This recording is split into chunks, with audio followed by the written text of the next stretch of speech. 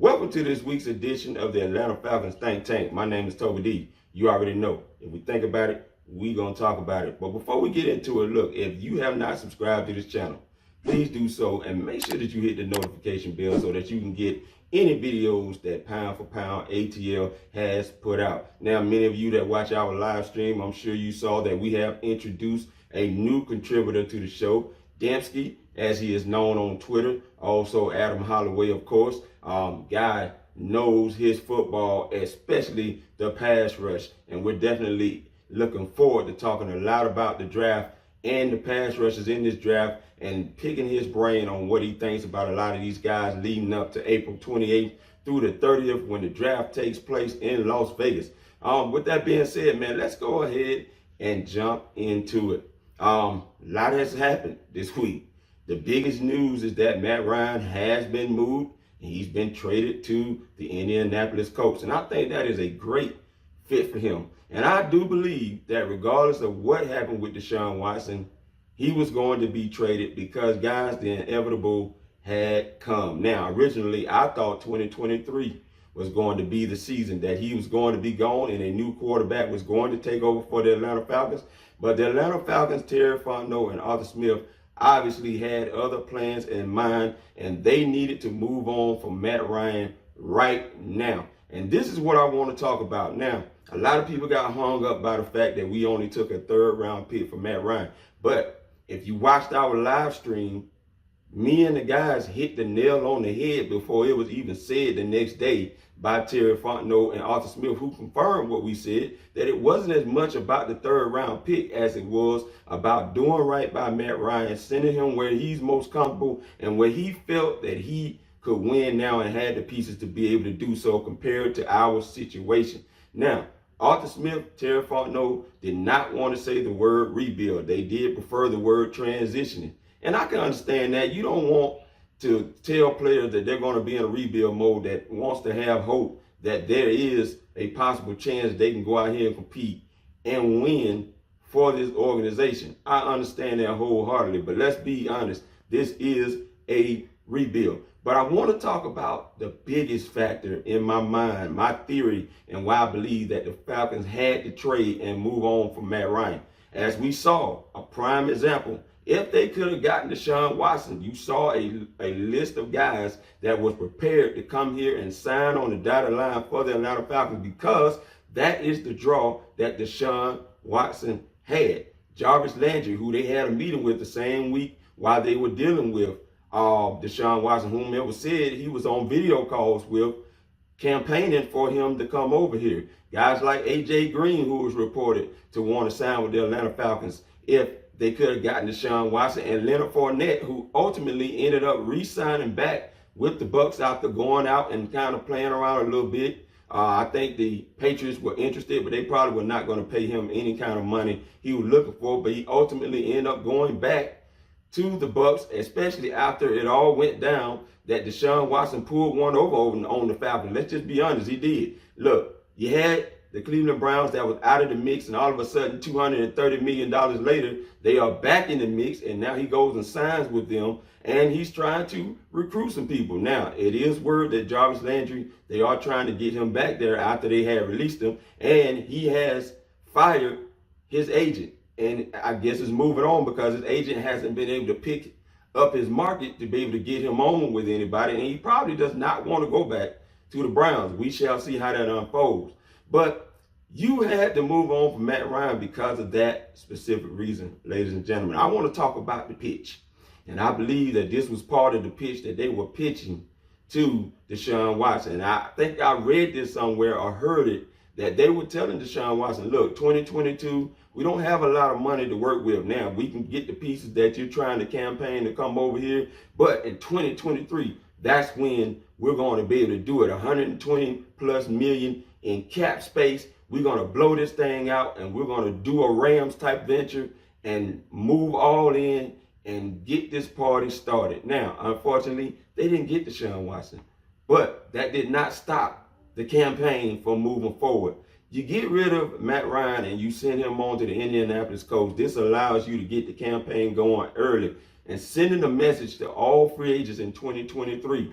We got cap space coming to us, and we are about to do something very special. Now, are you going to be one of those that wants to come over here and build on this special thing that the Atlanta Falcons are doing in 2023? We hope so. Look, you trying to revive your career, you want to get on a year contract, this is the place for you to be able to come with the Atlanta Falcons. We got the coaching staff to help you get back, reestablish your career and where you're trying to go. Look what we did with Cordero Patterson, who has now re-signed with us because of the success we were able to help him have. Now we got Marcus Mariota. Watch and see what we do with him. Now, I hope you are able to do something with Marcus Mariota, because he definitely will be in a similar situation to Cordero Patterson, a guy that has had spurts of success, but not a consistency in success at quarterback. So let's see what he is able to do. He had his presser and said that Arthur told him that he would have a chance to start. This doesn't guarantee he's going to start, which means the Falcons could be looking to draft somebody to compete with him in this draft. We shall see how that unfolds on April 28th through the 30th. But let's see what the Atlanta Falcons are able to do with Marcus Mariota, because this is part of the pitch. Look, they were able to get Lorenzo Carter to come here, who looks like in his third year or so, the light has finally come on for him. Had 5 sacks in his last 4 games, and they're hoping that they can continue that development with him and make something where in 2023, hey, they could possibly be offering this guy a longer contract, because he's still young, and he would definitely be a key piece if he's able to continue to build on the success that he had in the last 4 games when he was with the New York Giants. So we shall see how that unfolds. But ladies and gentlemen, this is why you had to move on from Matt Ryan, because the dead end road that you ran into dealing with him when you're trying to re-energize the building. You got seats that you still have to fill. And unfortunately, your campaign plan fell through with Deshaun Watson to get fans in that seat. Yes, he had 22 lawsuits, which is still bothering him right now. And he had to answer questions about that during his presser with the Cleveland Browns. Nonetheless, don't think for anything that he was not going to be able to fill seats, especially being a hometown kid in Georgia with the Atlanta Falcons. That did not happen. We got to see how this campaign is going to move forward, if it's going to work, and if they're going to be able to get top dollar free agents to be attracted to come here to the Atlanta Falcons now that Matt Ryan is removed. Now, one thing that does concern me, though, they've been seeming to be having this top 30 free agent visit. And the visit hasn't really even been with top dollar free agents, because all of those free agents are getting dried up in the market. But you go out to guys that you just have a visit with. Let's say Jarvis Landry is probably the biggest name that is on my list of the 5 guys that they've had over there. Nick Eason. Now, this is a guy that I thought originally was going to come to the Atlanta Falcons when Terry Fontenot got here, but there was issues of concerns about the concussions that he had been incurring while being in the NFL and being with the New Orleans Saints. Traquan Smith. Now, I don't really understand that. I don't know how much money he's asking for. Now, unfortunately for the Atlanta Falcons, a lot of these mid-tier receivers, including Russell Gage, have been getting $30 million contracts. And have been getting a nice little chunk of guaranteed money that it looks like obviously the Atlanta Falcons have not been able to afford. We just saw recently that Marquez Scantling has now signed with the Chiefs, and he got somewhere like 30 million, 36 million if extra money added on, depending on, I think, his performance. And it looked like the Falcons just could not afford that. Now, we signed someone today in I'm trying to remember his name, Cordero Hodge. I have no idea who this guy is. I watched a few highlights because the guy has only amassed 430 yards with no touchdowns since he's been in the NFL. Now, it looks like there are some talents there that if the Falcons can tap into it, with TJ Yates now being the new wide receivers coach, which is interesting to me at how they would promote him to wide receivers coach after he was supposed to be like the passing game coordinator. I'm going to see how that's going to work out. But nonetheless, he is the new wide receivers coach that we didn't get to talk about on the live show. Jermaine Ifedi from Chicago. Also, the Seattle Seahawks. Now, a lot of people are concerned right now because Ryan Pace, as you all know, is part of the Atlanta Falcons front office. And they've been bringing some guys over here from the Chicago Bears. One guy they signed in Wilkerson, offensive lineman from the Chicago Bears. They signed him.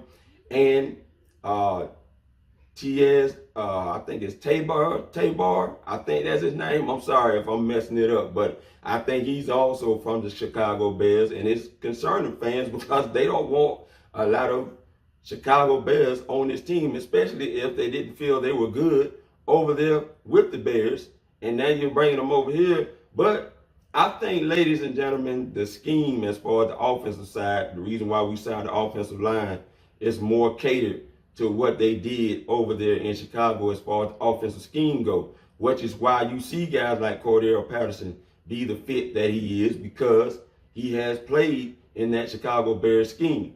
That Dave Ragone, I believe, has introduced Arthur Smith, and Arthur Smith is being the play caller of it. That's just what I believe. And I'm still doing my digging on it, but I think as I do a video on that later on, you will get to see what I'm talking about and what the Falcons could be possibly looking for out of Marcus Mariota based on some of the things that they were able to have success with Mitchell Trubisky. Now, I know that's probably a curse word to many, but in 2018, they had success with Mitchell Trubisky, especially running the football with design runs and having to take off when he felt the pressure coming. 412 yards on the ground that year, and about 3-4 touchdowns that he had also that year. And I believe you're going to see a semblance of that with Marcus Mariota being here. And we shall see if the Falcons are able to draw free agents next season. Because, ladies and gentlemen, there was 3 things that I said on a video. One of them was that I felt the Falcons were in 2021 was evaluation. The evaluation period is over, even to the point where it stretched to Matt Ryan, and they felt the need to make the trade before the season starts to move Matt Ryan to the Indianapolis Colts. Number 2, the culture, establishing the culture. And now I said one of the things they needed to do was get Cordell Patterson re-signed with the team. And the reason why was because he embodied what Arthur Smith wants this culture to be, what he is saying when he talks about accountability and superstar players needing to rise to the occasion. Cordell Patterson did that. The next thing in 2023, which is the pitch that we talked about, is win.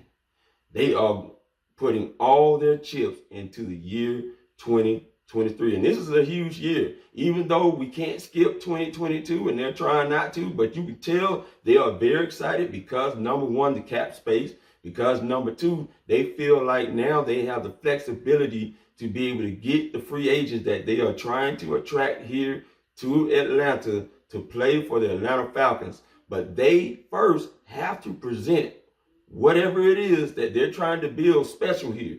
And this team is going to have to find a way to compete because it is not going to be an easy schedule.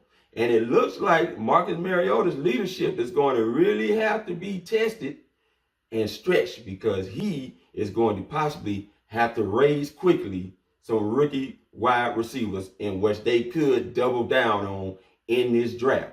Now, it is word that they're talking about being super aggressive in this draft. Now, that doesn't necessarily mean they're going to take someone at number 8, in my opinion. I think that means it's a possibility that they could be drafting 2 wide receivers in this draft, somewhere in this draft. I'm not sure where. I don't know. It could be at 8. I don't think it will be at 8. But I believe there is a strong possibility that they could be doubling down on wide receivers in this draft because they're basically going to have to, because they can't seem to afford anyone else that's left out there on the market. If you can't even get Traquan Smith to sign on the dotted line as an Atlanta Falcons. Now, I don't know what his holdup is. I have not heard that he re-signed with the New Orleans Saints yet. But it's just kind of odd to me that you're unable to get this guy to sign on the dotted line as an Atlanta Falcon as of right now. Well, we shall see how all of that unfolds. Maybe they can go after the draft and see if they can get a sure bona fide vet like someone like a T.Y. Hilton. I think is still out there that may be willing to come in on a vet minimum to play football and help grow these young guys up that Marcus Mariota is going to have to help grow up as well himself, because that looks like what he's going to have. Right now, it's looking like Kyle Pitts is the number one guy, and everybody else will be complementary pieces around him. But I do expect Kyle Pitts to have another great year. But I am definitely wanting to see if 2023 is going to be that year where Terry Fontenot is going to pull out the checkbook and pay some top-notch guys to be able to come in here and help this Atlanta Falcons team get back to their winning ways. Other than that, ladies and gentlemen, that's my theory on the whole thing. Look, hey, you let me know what you're thinking about the whole process, why you believe they had to make a move on from Matt Ryan. Hey, either you feel sad about it still, or you're kind of getting over it and ready to move on with Marcus Mariota, who has said he is going to wear the number one because, you know, Kyle Pitts, the superstar, is holding the number 8 jersey and he is not going to ask for it. Or, hey, just comment, period, man. Let us know what's up. Stay tuned to the live streams that come up now every other Tuesday. Dembski has joined us. And we hope you all continue to join us as we talk more draft and get excited about April 28th to see what the Atlanta Falcons are going to do. In the meantime, I'm going to leave you with this video at the end. Again, this is Pound for Pound ATL, Atlanta Falcons Think Tank. My name is Toby D. Peace. I'm out. Like, you had reports, and you're still seeing reports come out, but you had reports that, you know, that the Falcons were, like, locked in for Matt Ryan for 2022. Well, when given the opportunity to say they were locked in, like, neither Smith nor Fontenot would. Right. I mean, Smith even said, look, I'm not going to paint us into a corner. Not right now, not coming off a game. I'm not, and I understood the sentiment, but the fact that the last game of the season, you're not willing to say, this is my guy. Right. That says all I really need to know there. That says to me that if somebody approaches with the right package, like they'll eat that $40 million and move on. Which I mean, look, at this point, y'all gonna, if any of y'all follow me on Twitter, y'all gonna start to see a new mantra from me, and that new mantra is Ryan will be gone soon enough. Y'all just wait. Whether it's the end of next season, the season after, Ryan will be gone soon enough, and y'all will have to find somebody else to point your frustrations at.